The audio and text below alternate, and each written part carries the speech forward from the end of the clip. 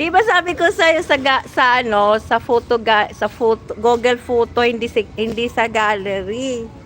Meron din kasi sa gallery, automatic din 'di ba napupunta doon. Tsaka doon din sa Google Photo.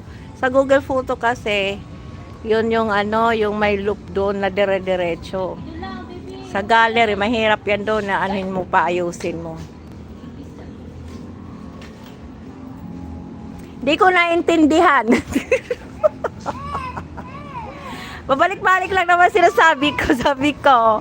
Sa Google Photo, doon kasi ang ano, yung naka-loop, yung naka-loop na ano, na player para dire-diretso yung pag-play. Pag sa gallery, wala. Ayusin mo pa para mag-play siya ng dire-diretso. So, doon na lang sa Google Photo ka pumunta. Ayun, yun. Try mo sa Google Photo ha, wag daw sa gallery. Kaya pala tigil. Ganun ako dati eh.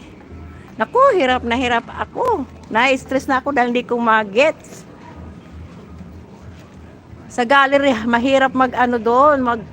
Nagagawa ko naman sa gallery. Kaso minsan nakakalimutan ko kung ano, paano. Sa Google Photo, hindi.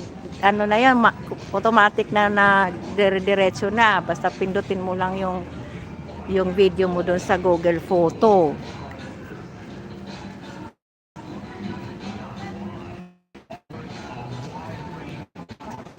Kaya yung ano mo doon, nakatigil. Doon na tambay yung live mo. Nakatigil siya. Eh, hindi ka naman pwede, di ba, mag-ano?